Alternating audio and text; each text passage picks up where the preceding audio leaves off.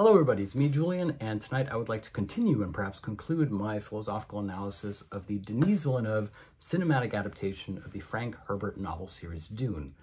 And I want to start with the scene in which Paul Atreides realizes that he himself is part Harkonnen, that he himself is the thing he is fighting against. It's a bit like the Nietzschean maxim that when you fight monsters, you have to be careful that you don't become a monster yourself, except with the Hegelian twist. When you fight monsters, you have to be careful that you don't realize that you were always already a monster yourself. And this means that he is fighting against an evil which he himself is. It's like the Hegelian theory of evil, that evil is simply the good which considers itself to be absolutely good. And this is essentially what the Atreides family is. This is the central ideological myth of the family clan, that they are the good guys fighting against the bad guys, the Harkonnens, when in fact both of them work on behalf of the evil of the Empire.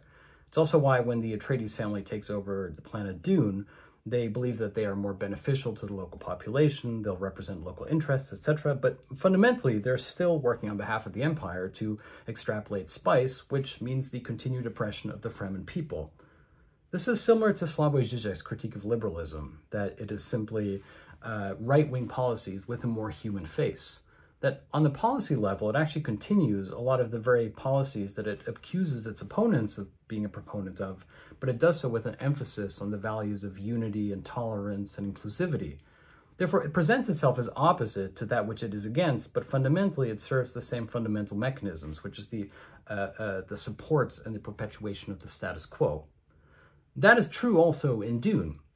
The Atreides family believes itself to be better than the Harkonnens, and yet there's something perversely honest about the vulgar, crass, cruel evil of the Harkonnen clan, which is that they revel in it, they fully identify with it, whereas the Atreides family disavows it. Now, when Paul Atreides therefore realizes the truth, he realizes the central myth, the noble lie of his own family, and the manner in which quite literally the two families are intertwined. In fact, I believe that when the Emperor decides the Atreides family has to be eliminated, he does so precisely because of this ideological obfuscation, that the Atreides family believes themselves to be better than the others, to be more noble and more enlightened, that they rule with the heart, as the Emperor says.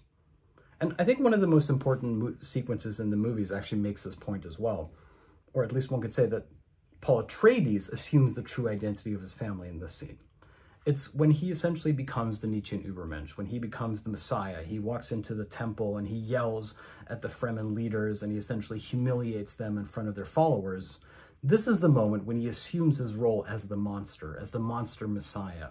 And crucially, it's when he places the signet ring of his family upon his finger and demonstrates it to the Fremen people, which is another way of saying that he is not liberating them, he is dominating them. He is not there to be one amongst equals or the best among them. He is there to be the one who rules over them. Therefore, in a sense, his role has been fulfilled, which is to say, he is the one who the Bene Gesserit have chosen to wage a holy war against the Empire so that the Empire can be replaced by a new form of terror. Therefore, the pessimism of the movie is that terror replaces terror. It's also why Slavoj Žižek has argued that the most important day is not the day of the revolution, but the day after the revolution, in which one has to confront the possibility of something new. Simply to upend the previously existing order is simple, but to actually do something new is very difficult indeed.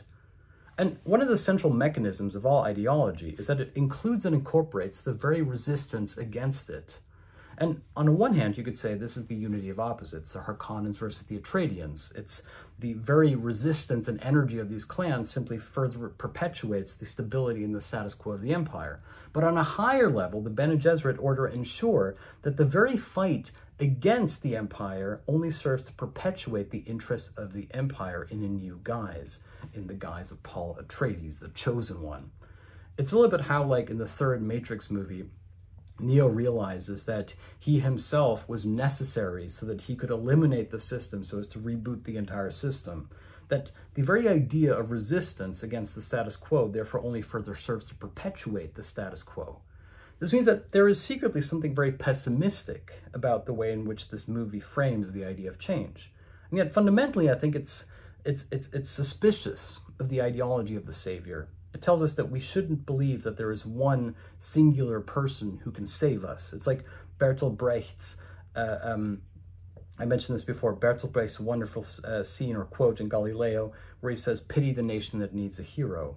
And the full quote is, one person says, "Pity the nation that doesn't breed heroes," to which the response is, "No, pity the nation that needs one." Indeed, pity the Fremen who need a hero. Pity the empire who need an anti-hero to replace the emperor. Fundamentally, the problem is therefore that there is no mechanism of representation that is possible within the coordinates, the governing logic of the political structure of the empire. Therefore, to truly replace the empire isn't simply to wage a holy war, it is also to envision an entirely new world, which would be a much more radical thing. Though, of course, for those of you who haven't read the books, I'm not going to spoil what happens because it is grim indeed. And yet, fundamentally, this is a beautifully profound movie that points out some of the dialectical possibilities and dilemmas of the idea of the battle between good and evil. In fact, I think we can go as far as saying that one of the central ideological tenets of Hollywood cinema is precisely that it revels in this idea of the good guy versus the bad guy, good versus evil. And as Hayao Miyazaki, the legendary animator and director of Studio Ghibli movies such as Spirited Away, Howl's Moving Castle, etc., has always argued, this is ideologically suspect. He has always said that one should see the good within evil, but also the evil within good. And this is so crucial, right? Because the liberal ideology is to say all evil can be redeemed. Every bad guy can become a good guy eventually in your favorite TV show. But the opposite is much more radical, which is to say there's also something evil within good. And that is precisely what Miyazaki has tried to point out, right? That the drive towards doing good can contain something evil. In fact, that the very narrative binary of good versus evil is a kind of evil.